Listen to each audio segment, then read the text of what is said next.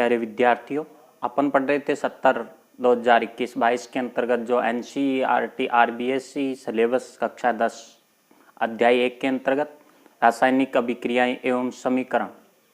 तो रासायनिक अभिक्रियाओं के अंतर्गत अगली आती है विस्थापन अभिक्रिया।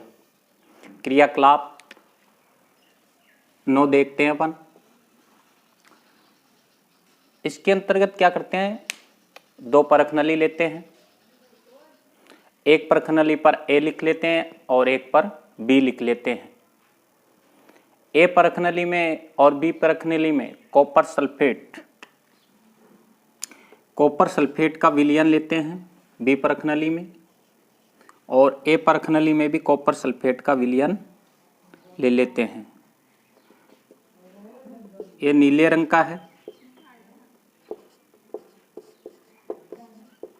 नीले रंग का 3 कील ले लेते हैं। इसमें 2 कील को धागे से बांध करके और कॉपर सल्फेट के विलयन में डाल देते हैं धागे की सहायता से, और इसको स्टैंड पर लगा देते हैं। 1 कील को ऐसे ही रख लेते हैं।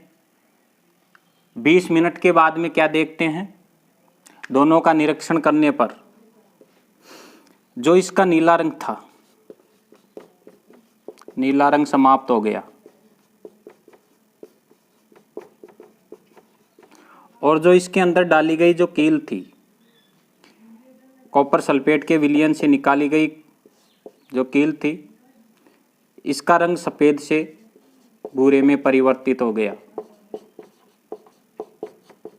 भूरे में परिवर्तित हो गया।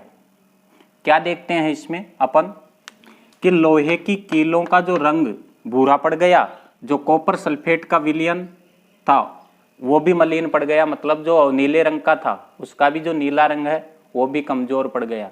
ये किस कारण से हुआ, आयरन ने कॉपर को विस्थापित कर दिया।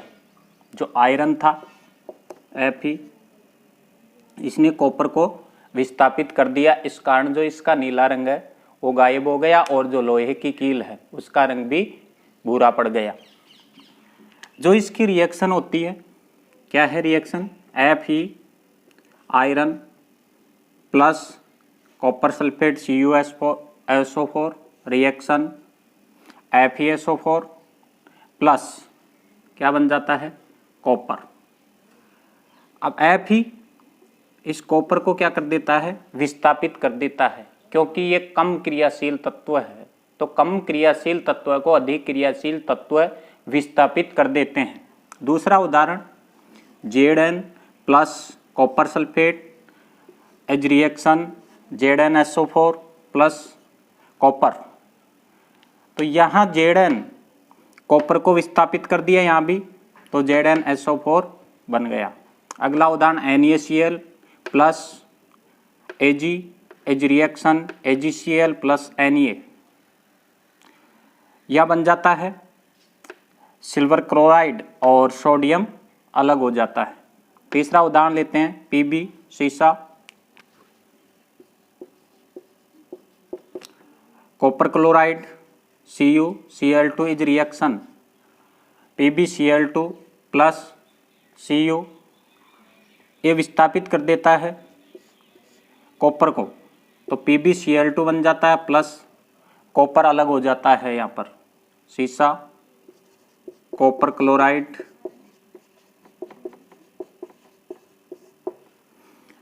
सोडियम क्लोराइड,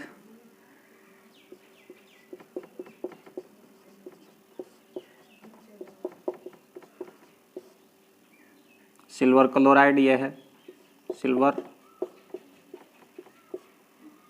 जिंक सल्फेट, ये सभी विस्थापन अभिक्रियाओं के उदाहरण हैं।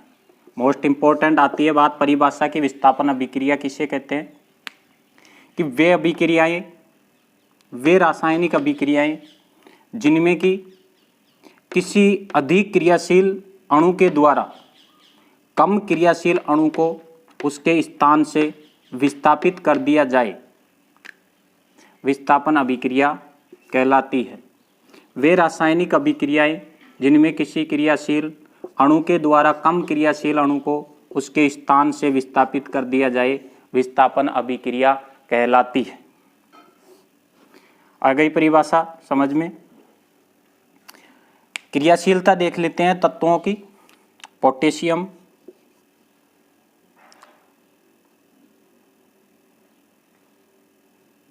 Sodium, calcium, magnesium, zinc, ferrous, pitchblende, सीसा, आयरन लोहा, सीसा, हाइड्रोजन, कॉपर, मरकरी, सिल्वर, सोना। तो इनकी जो नीचे की ओर अपन आगे बढ़ते हैं तो इनकी जो क्रियाशीलता है वो घटती जाती है। अपन एक बार और परिभाषा स्पष्ट कर लेते हैं कि वे रासायनिक अभिक्रियाएं जिनमें किसी अधिक क्रियाशील तत्व के द्वारा कम क्रियाशील तत्व को विस्थापित कर दिया जाता है, विस्थापन अभिक्रिया कहलाती है। विस्थापन अभिक्रिया क्रियाकलाप 10 देखते हैं अपन। इसमें क्या करते हैं, 2 परखनली लेते हैं। एक परखनली में सोडियम सल्फेट का विलयन, दूसरे में बेरियम क्लोराइड का विलयन ले लेते हैं। दोनों को आपस में मिला देते हैं। मिलाने के बाद में क्या देखते हैं कि श्वेत अवक्षेप बनता है। श्वेत अवक्षेप बनता है बेरियम सल्फेट का। श्वेत अवक्षेप बनता है यहाँ बेरियम सल्फेट का। जो अवक्षेप बनता है, जिस अभिक्रिया में अवक्षेप का निर्माण होता है, अवक्षेपण अभिक्रिया कहलाती है। अवक्षेपण अभिक्रिया कहलाती है।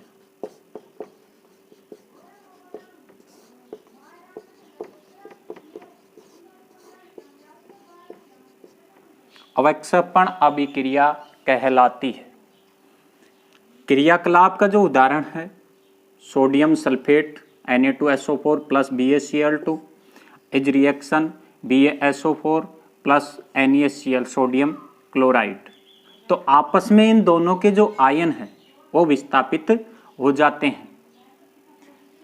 देखिए समीकरण संतुलित कर लेते हैं, यहाँ 2 लगा देते हैं।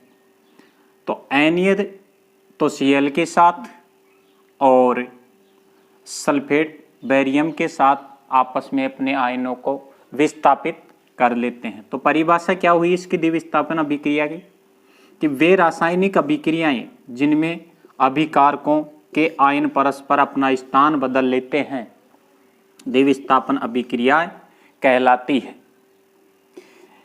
कि वह रासायनिक अभिक्रिया जिसमें अभिकारकों के आयन आपस में अपना स्थान बदल लेते हैं, द्विविस्थापन अभिक्रिया कहलाती है। और एग्जाम्पल ले लेते हैं इसके द्विविस्थापन अभिक्रिया के। AgBr plus NaCl is reaction NaBr plus AgCl। तो भी यहाँ भी जो Br है वो Na के साथ और AgCl के साथ विस्थापित हो जाता है।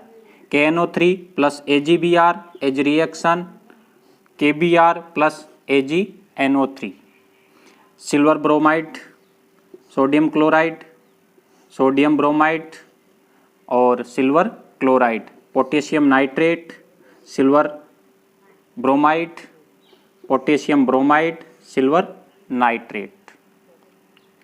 तो क्या होता है, द्विविस्थापन अभिक्रिया में आपस में आयन विस्थापित हो जाते हैं, द्विविस्थापन अभिक्रियाएं कहलाती है।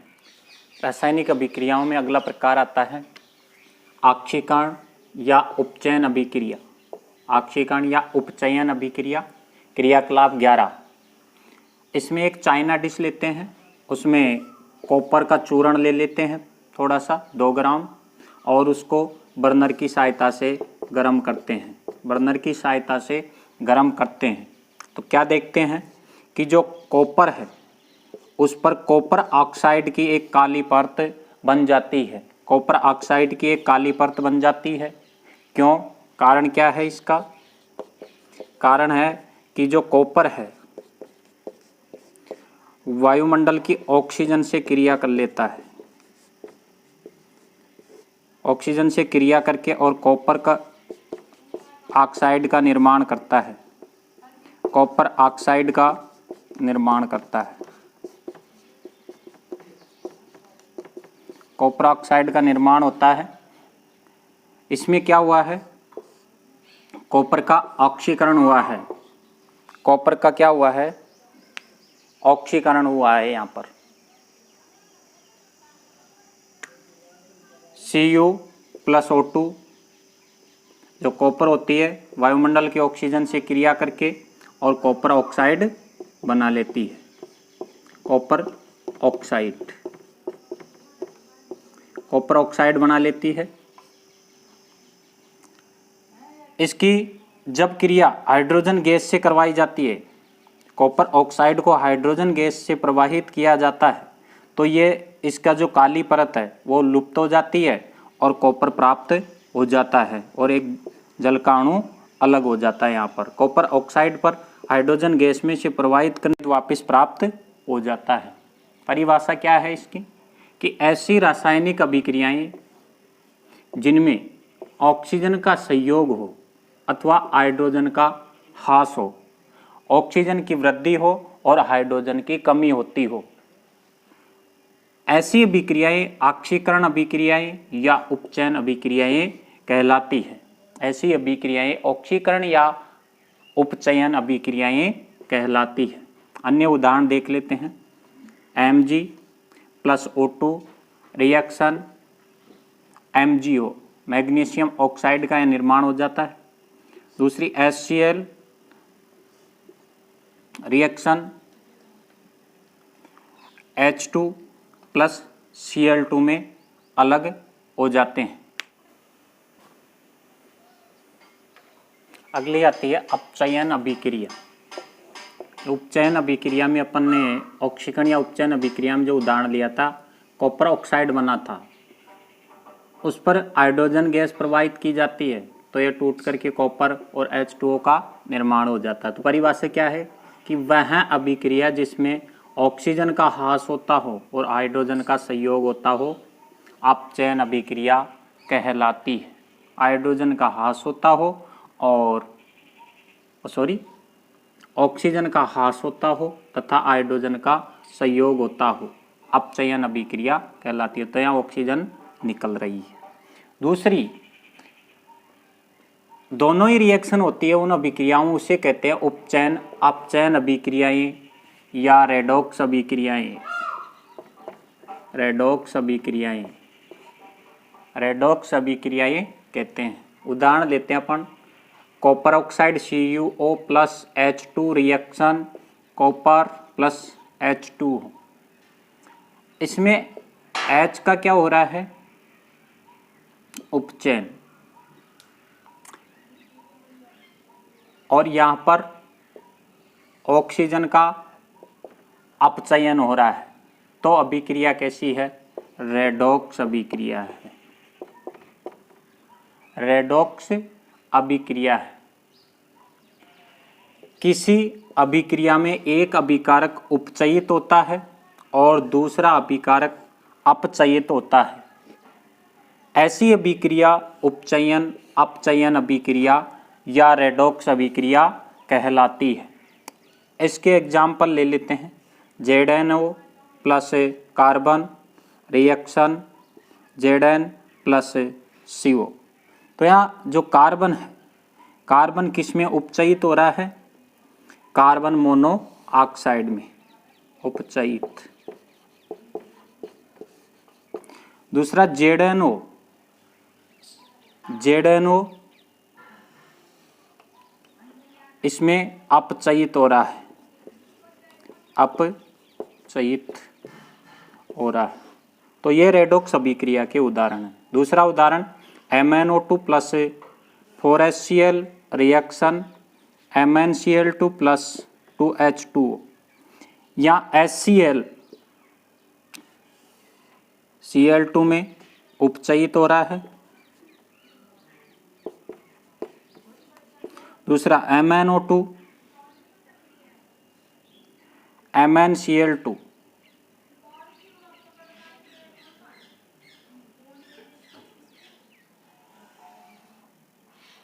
MnCl2 में अपचयित हो रहा है, अपचयित, MnCl2 में अपचयित हो रहा है।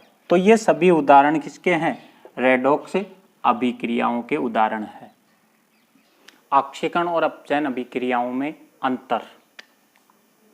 पहला अंतर ऑक्सीकरण अभिक्रिया में क्या होता है, ऑक्सीजन परमाणु का संयोग होता है, ऑक्सीजन परमाणु जुड़ता है। अपचयन अभिक्रिया में हाइड्रोजन परमाणु का संयोग होता है। दूसरा अंतर, ऑक्सीकरण अभिक्रिया में हाइड्रोजन का निष्कासन होता है और अपचयन अभिक्रिया में ऑक्सीजन का निष्कासन होता है। ऑक्सीकरण अभिक्रिया में विद्युत ऋणी तत्व का संयोग होता है, अपचयन अभिक्रिया में धन विद्युतीय तत्व का संयोग होता है। चौथा, ऑक्सीकरण अभिक्रिया में धन विद्युतीय तत्व का निष्कासन होता है और अपचयन अभिक्रिया में ऋण विद्युतीय जो तत्व होता है उसका निष्कासन होता है। तो ऑक्सीकरण और अपचयन अभिक्रियाओं में ये था अंतर। अगला टॉपिक आता है अपना इसके अंतर्गत दैनिक जीवन में ऑक्सीकरण अपचयन अभिक्रियाओं के पहला वेरी मोस्ट इम्पोर्टेंट संक्षारण। संक्षारण क्या होता है कि किसी भी वस्तु का नुकसान होना, कि जब कोई धातु अम्ल अथवा आर्द्रता के संपर्क में आती है, जब कोई धातु अम्ल या आर्द्रता के संपर्क में आती है तब उसकी ऊपरी परत नष्ट हो जाती है, वह प्रक्रिया संक्षारण कहलाती है। संक्षारण की जो परिभाषा है क्या है कि जब कोई धातु अम्ल अथवा आर्द्रता के संपर्क में आती है तो उसकी ऊपरी परत नष्ट हो जाती है, उसे संक्षारण कहा जाता है। संक्षारण के पश्चात उस वस्तु की वृद्धि हो सकती है, कमी हो सकती है। तो पहला यहाँ आता लोहे पर जंग लगना। तो लोहे को अगर वायुमंडल में खुला छोड़ दिया जाता है, जो चमकदार लोहा होता है कुछ दिनों के बाद में लालिमा युक्त हो जाता है। ये किसके कारण होता है, संक्षारण के कारण ही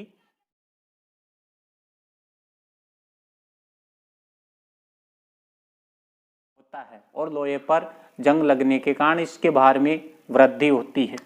तो यहाँ फेरस ऑक्साइड इसकी परत बन जाती है, फेरिक ऑक्साइड की, फेरिक ऑक्साइड। फेरिक ऑक्साइड की परत बन जाती है जो भूरे रंग की होती है। चांदी के ऊपर काली परत चढ़ जाती है जो वायुमंडल में ऑक्सीजन होती है उससे क्रिया करके और सिल्वर ऑक्साइड बन जाता है। इस कारण जो चांदी है उसका भी संक्षारण होता है। तांबे पर हरे रंग की परत चढ़ जाती है। तांबे को वायुमंडल में खुला छोड़ने पर या अम्ल के संपर्क में आने पर इस पर भी हरे रंग की परत चढ़ जाती है, ये तांबे का संक्षारण कहलाता है। कॉपर ऑक्साइड बन जाता है काली परत के रूप में, हरे रंग की परत के रूप में, और चांदी पर सिल्वर ऑक्साइड की परत चढ़ जाती है। संक्षारण के महत्व में पहला आता है संक्षारण के कारण धातुओं का भारी नुकसान होता है, मतलब समाप्त हो जाती है भारी धीरे धीरे होकर के और वो समाप्त हो जाती है। मुख्यतया पुल है लोहे की रेलिंग है, जहाज है आदि को बहुत क्षति होती है संक्षारण के कारण। दूसरा, संक्षारकता से बचने के लिए क्या करते हैं, लोहे पर जिंक की परत चढ़ाई जाती है। संक्षारकता से बचने के लिए जिंक पर लोहे की परत चढ़ाई जाती है। इस प्रक्रिया को गैल्वेनीकरण कहते हैं। लोहे पर जिंक की जो परत चढ़ाई जाती है उसे गैल्वेनीकरण कहते हैं।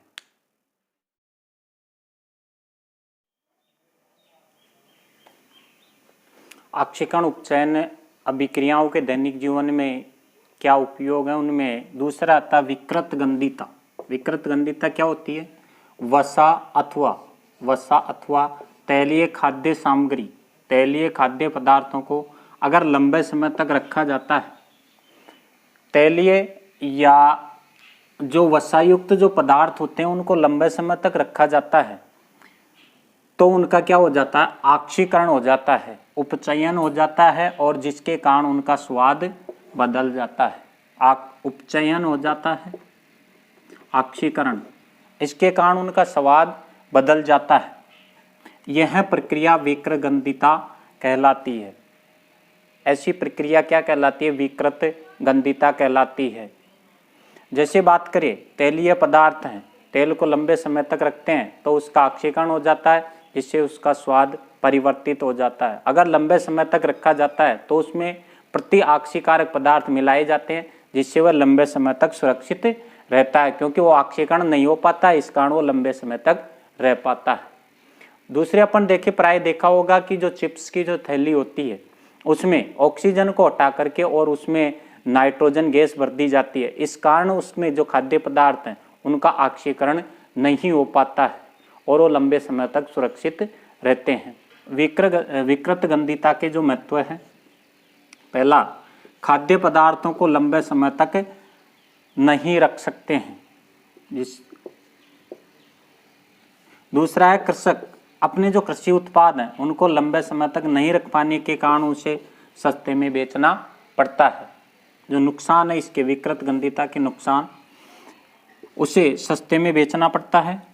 और तीसरा, विकृत गंधिता से जो बचने के लिए उसमें प्रति आक्सीकारक पदार्थ मिलाते हैं, जिसके कारण उनकी जो विकृत गंधिता है वो नहीं हो पाती है, क्योंकि आक्सीकरण नहीं होता है, आक्सीकरण नहीं होता है।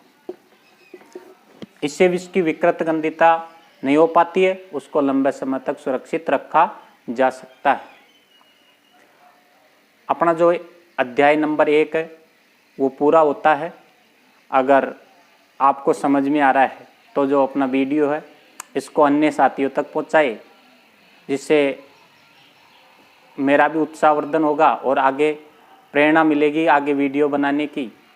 ज़्यादा से ज़्यादा शेयर करें वीडियो को, जिससे जो अपने साथी हैं कक्षा 10 2021-22 सत्र इस साल पढ़ रहे हैं, तो NCERT जो सिलेबस है वो लागू किया गया है, तो इससे वो लाभ प्राप्त कर सके और ज़्यादा से ज़्यादा फायदा हो सके।